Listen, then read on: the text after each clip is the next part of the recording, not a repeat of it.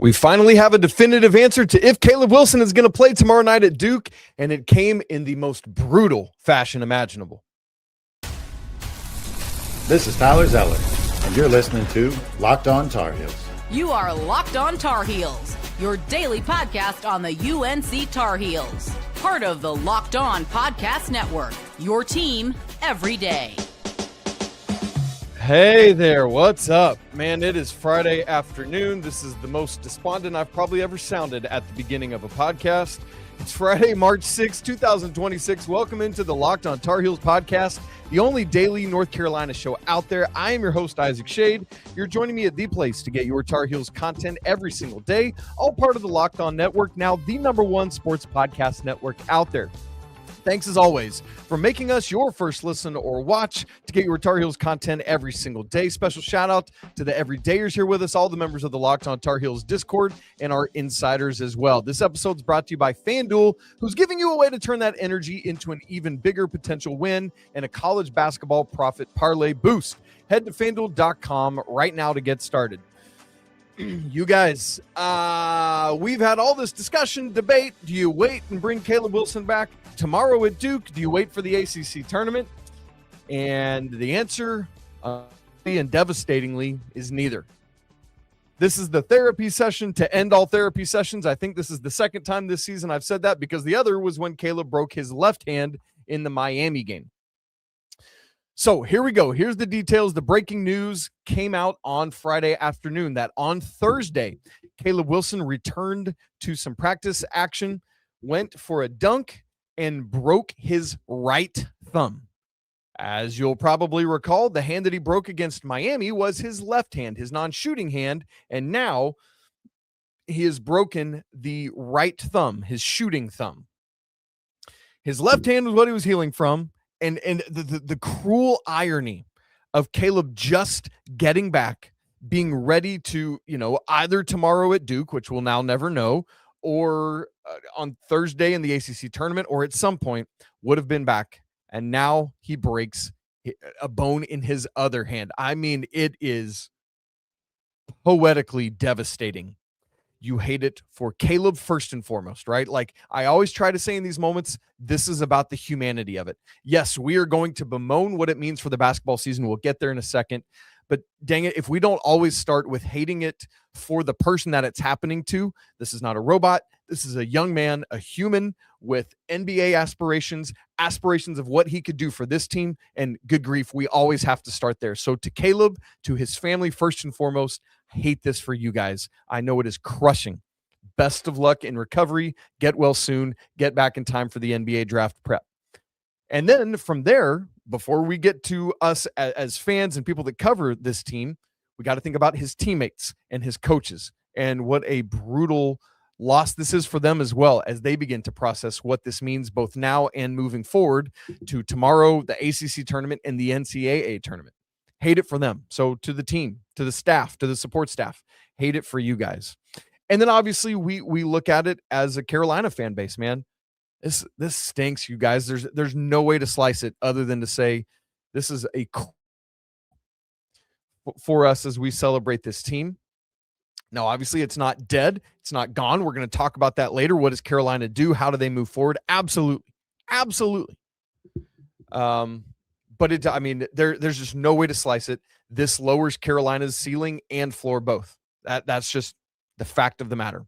So that all said, North Carolina posted on Instagram kind of a more full update. I do want to read it. It's just a little bit here. University of North Carolina freshman forward Caleb Wilson broke his right thumb in a non-contact drill in practice on Thursday, March 5th. He will need surgery and is out for the rest of the season. Previously, he broke a bone in his left hand at Miami on February 10th and has missed Carolina's last 6 games. He was cleared for individual workouts late last week and was working his way back to rejoining the lineup, but broke his right thumb on Thursday while dunking. The Atlanta, Georgia native is Carolina's leading scorer, 19.8 points per game, and rebounder, 9.4 rebounds per game. A 2-time National Player of the Week and a 3-time ACC Freshman of the Week. And then just updates on Carolina playing Duke tomorrow and a double bye in the ACC tournament coming up starting Thursday. So there you go. There's all the details, the nitty gritty, a reminder about what Caleb has done this season statistically and what he's been able to accomplish in this lone season for the Tar Heels. So like, I just, like I'm still coming to grips with this. It's been, oh gosh, maybe an hour and a half since we've heard the news. And so, right, we're all still kind of wrapping our brains around it, what it means. I was really appreciative of Brendan Mark's words. Brendan, who does a great job covering the Tar Heels, has also covered the Tar Heels and the Blue Devils for The Athletic. He's a Carolina grad, now also covers college basketball at the national level. And he said on Twitter, quote, Caleb Wilson is the most dynamic player I've ever covered at UNC. His personality, competitiveness, skill, athleticism, leadership, all of it. Total package as a player in person, going to be a star in the NBA. And I just thought he had put that so well, so wanted to share that. But that's the thing, man. With Caleb, it's not just about Caleb Wilson, basketball player. I talked about the humanity, and part of that with Caleb is we've seen it all season. We saw it in the fall, in the lead up to the season. We saw it last summer as soon as he got on campus. Caleb Wilson is built different. He leads. He is a dynamic personality. He draws people to him. And it's just, I hate it for him. Now, obviously, the good news is you expect Caleb Wilson to be right there on the bench, being the biggest cheerleader in the world, just like he's been. This time, the difference is there's not the light at the end of the Caleb Wilson injury tunnel anymore. He's going to be sitting on that bench now the rest of the time. There was a lot of chatter in our Locked On Tar Heels Discord. I've already seen a lot of chatter about it in the comments here on the show about the potential of Caleb coming back for a sophomore year. And I appreciate that and I understand it. But hear me say this. There is not a world in which Caleb Wilson is coming back to North Carolina.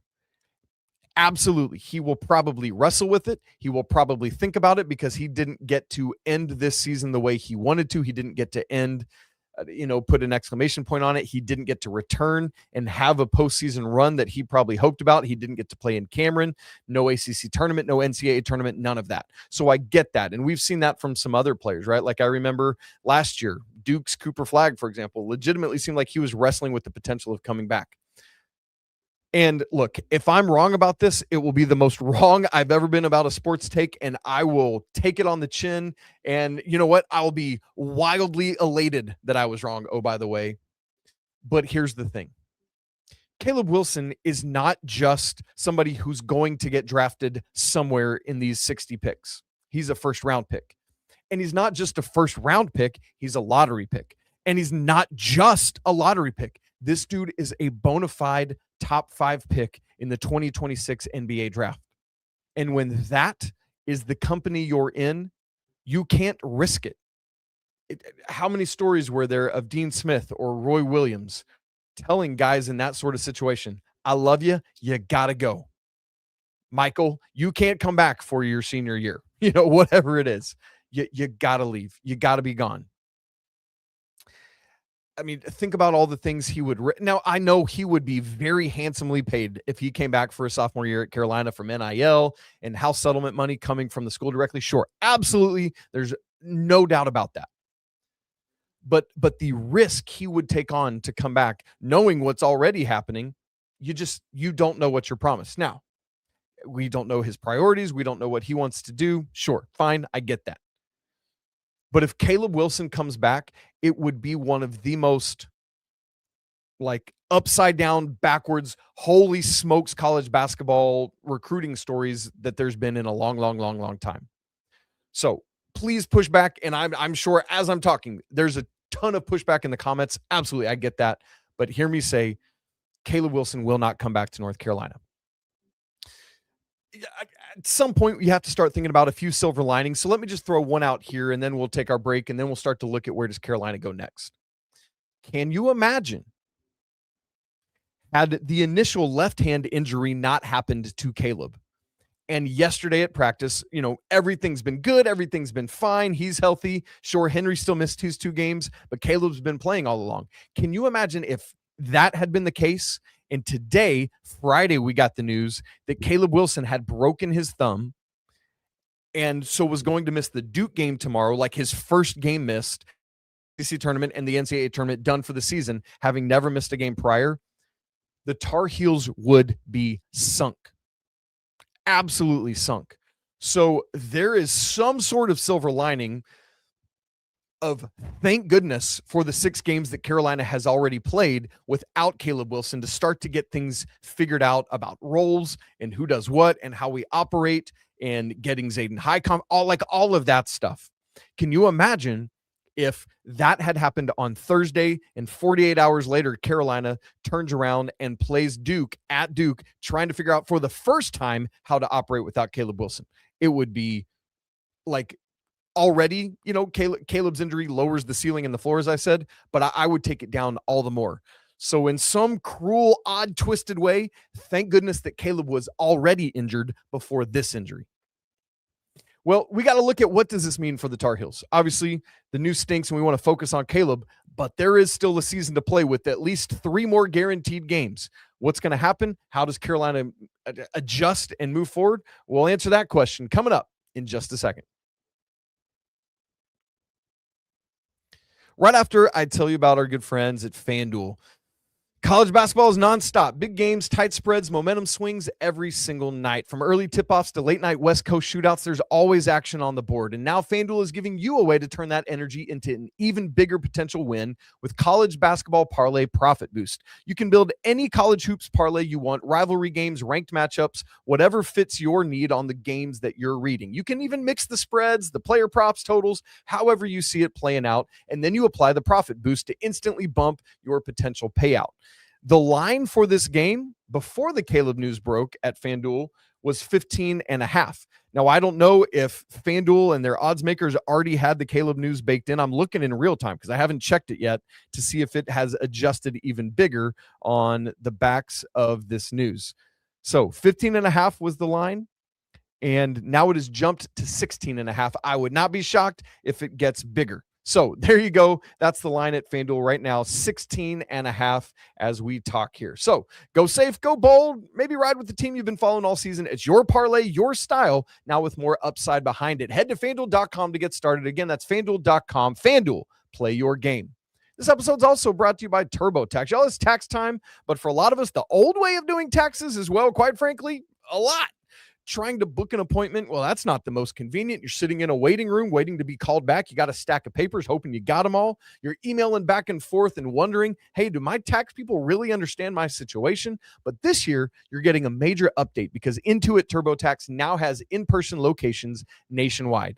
You can meet face-to-face with a real tax expert and your documents get uploaded straight to your TurboTax app on the spot. Just like that, you're done. Your TurboTax expert works to get you every dollar you deserve, and you just sit around then while you get real-time notifications as you go about your day. What a relief walking in, meeting a real person, and then walking out knowing that your taxes are being handled by a professional. If you want to get in on that, head to turbotax.com/local to find a store near you and book your appointment. Check it out right now, turbotax.com. Thanks for making Locked On Tar Heels your first listener watch of the day and making the Locked On Network the #1 sports podcast network out there. If you haven't already, go check out our brand new Everydayer Club ad-free versions, one-on-one texting with me. I've been chatting with our Everydayers already about this Caleb news, all that and more great perks. Check it out. Links in the show notes. All right. So obviously now we got to answer the question, where do you go from here? Because guess what? Just because Caleb's not playing doesn't mean, oh, you know what? Season's canceled. We're done. It's over. No.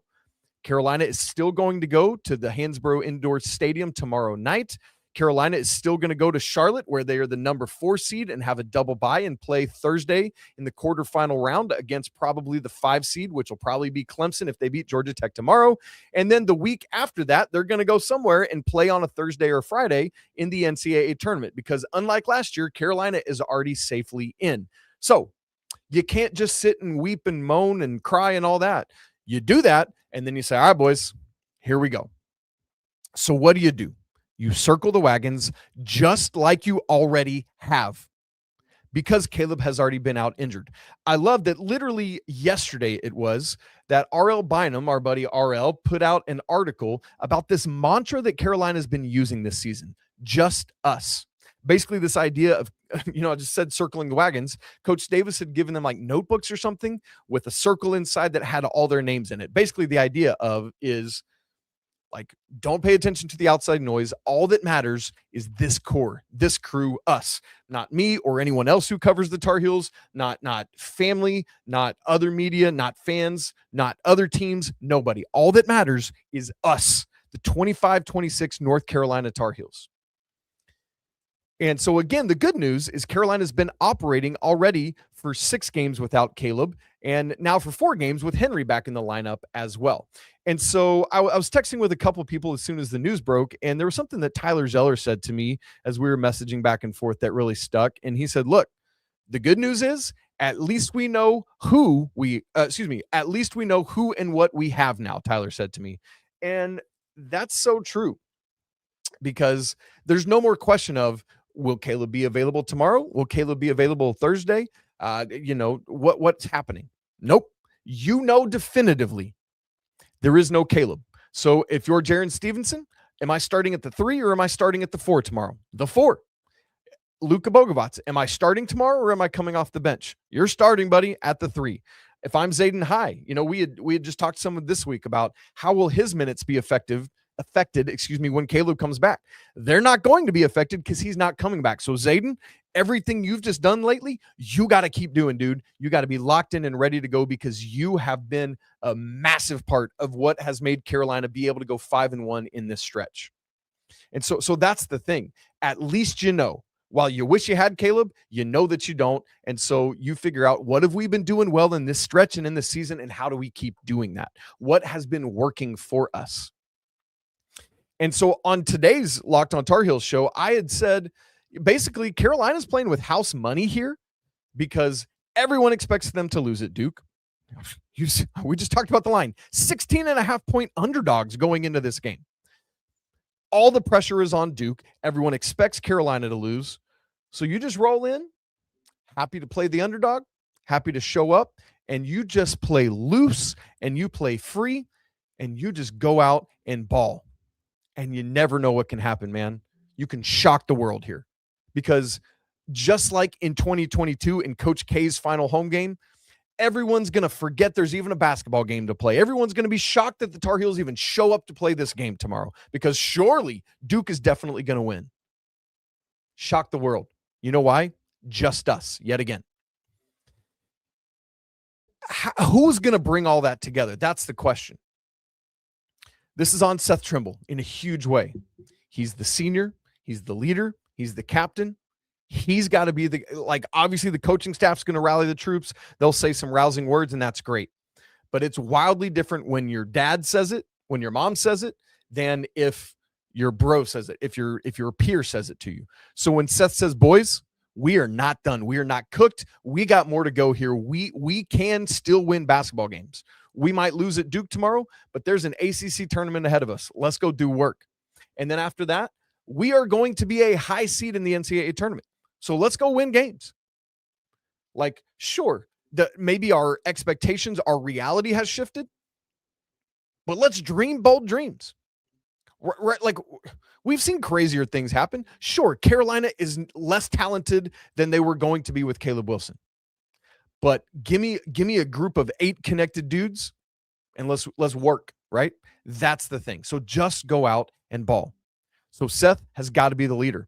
When we, obviously the timeline of when is Caleb actually, surgery and some rehab stuff, sure. But I would imagine he's going to want to be back around the team as quickly as he possibly can. And when he is, he's going to assume that same role he's been playing of being a de facto coach on the bench, of helping bring the guys all together, right? He's going to continue to serve in that role as well. And so, man, that's another critical part of this is Caleb, while he's not playing, he ain't dead. I feel like that. Did that happen in Remember the Titans? He's like, boys, I ain't dead, right? It's that kind of thing. And so, man, there is still games to be won out ahead of Carolina. Seth had a very inefficient game against Clemson. He's got to keep getting after it, man. The 25 points he had averaged in the 2 games before, that's what we're looking for. We're looking for Luka to follow up his 20-point performance the other night.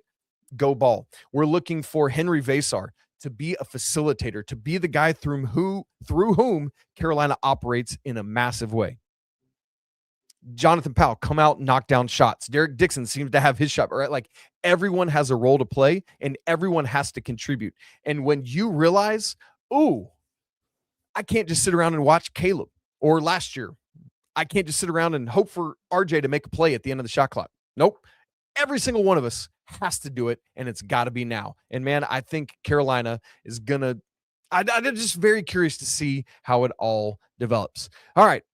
Now we got to get to, how is the NCAA selection committee going to handle this injury, right? Do they bump Carolina down, or do they rely on the results they've seen already without Caleb? We'll try to answer that question and look at a few other things coming up here in just a second.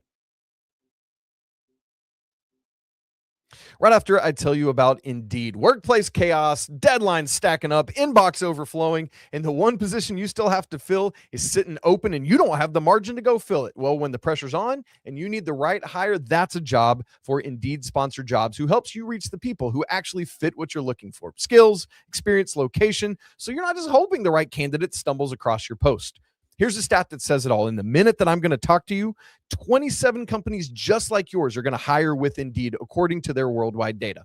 So if you're hiring, spend less time searching, more time actually interviewing candidates who check all your boxes. Less stress, less time, more results. When you need the right person to cut through the chaos, that's a job for Indeed Sponsored Jobs. Listeners of Locked On Tar Heels are going to get $75 in sponsored job credit to help get your job the premium status it deserves at Indeed.com/podcast. Just go to Indeed.com/podcast right now and support our show by saying you heard about Indeed at Locked On Tar Heels. Indeed.com/podcast. Terms and conditions apply. Need to hire? That's a job for Indeed Sponsored Jobs. This episode is also brought to you by 5 Hour Energy. Welcome into the 5 Hour Energy Flavor Draft. We're looking at every aspect of the draft to let you know which tasty flavors are the best and which ones might be sleepers that you need to check out as well. The board is set, the flavors are ready, and only one of these can claim the top spot in the draft.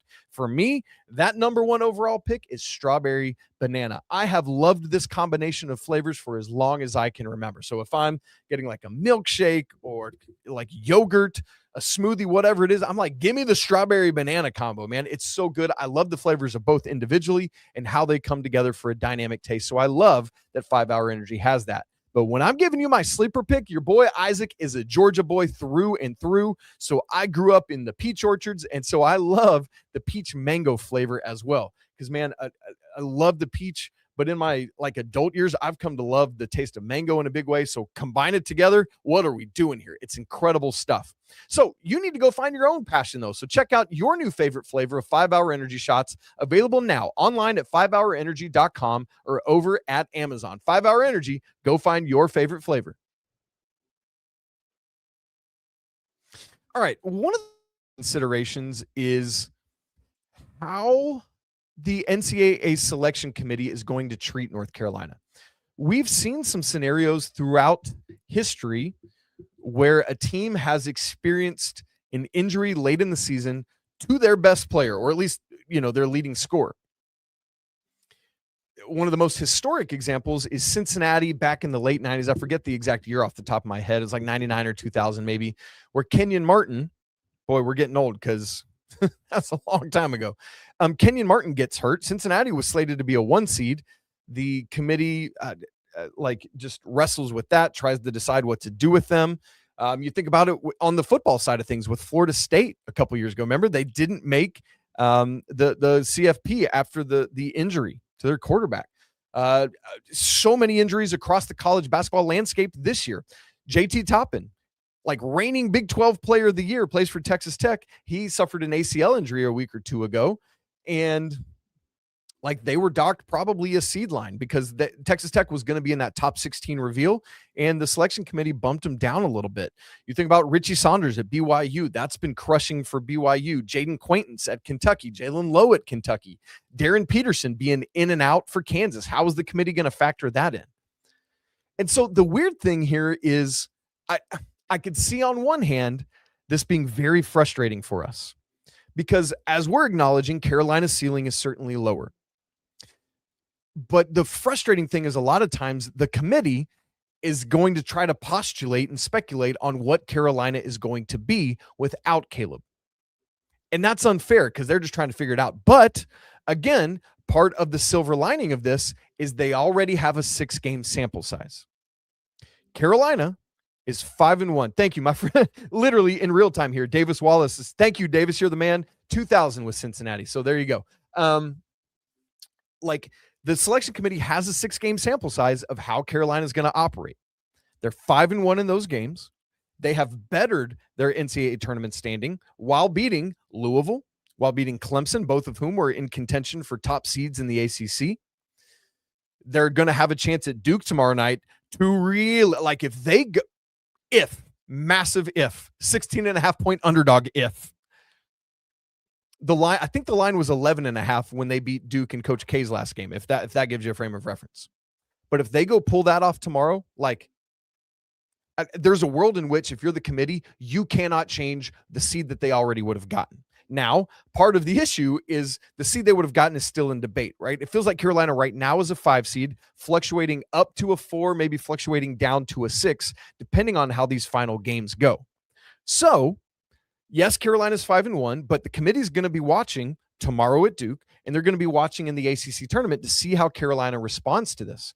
Now, again, the good news for the ACC tournament, the most likely opponent for Thursday is Clemson. You know what just happened? Carolina just beat Clemson without Caleb Wilson. So, like, you got to go do that again, right? Whoever it is. Yes, tomorrow is probably a long shot win, but next Thursday is not. Carolina will be favored in that game. Yes, even without Caleb Wilson, again, regardless of who they play. Because they've beat Clemson, and if Clemson gets upset and it's the 12 or 13, Carolina's going to be favored there as well. So that is good news in my opinion. Now, ultimately, again, guys are going to have to step up and make major contributions. Like, yes, it's devastating. Yes, I've received so many texts of like, hey, it's all over. It's done. We're cursed. And I know it feels that way. But man, Carolina, I'm excited to see how they respond. How does this team continue to circle around just that? So that's it for today, man. We're going to get out of here, continue to process this thing. As a reminder, speaking of the ACC tournament, the Lady Tar Heels are in action tonight in the quarterfinals of the ACC tournament against Virginia Tech. That's 7:30 on ACC Network. Of course, that game will probably tip a little bit later than that because that's the second game of the session, so stay tuned for that. You guys, if you haven't subscribed to the show already on YouTube and your favorite audio podcast platforms, please do so now so you don't miss out on a second of Locked on Tar Heels. We will be live tomorrow night after the game. You're not going to want to miss that. So go ahead, subscribe, and hit the bell notification on YouTube. That way you get notified when we go live and you can tap right in. If you are somebody that watches on YouTube and you're not also downloading the audio form of the show, I'd like to make a special ask that you go do that. Subscribe, turn on those downloads, and do it. Why? That really helps continue to grow the show and expand the reach of it. So thank you for doing that. Also, if you haven't joined the Locked on Tar Heels Discord, which is a great dynamic community of Tar Heels fans who are talking about Carolina basketball and all sorts of other things Carolina related and just life every day. Like, we're hanging out with each other talking. We'd love to see you in there. That link's in the show notes. Similarly, that brand new Everydayers Club where you get next level perks and all sorts of stuff, that link's in the show notes as well. You guys, it's hard to say it in a moment like this, but it's always true, and I always mean it. It's always a great day to be a Tar Heel. We'll talk again tomorrow after the game, unless there's more breaking news. But until then, peace.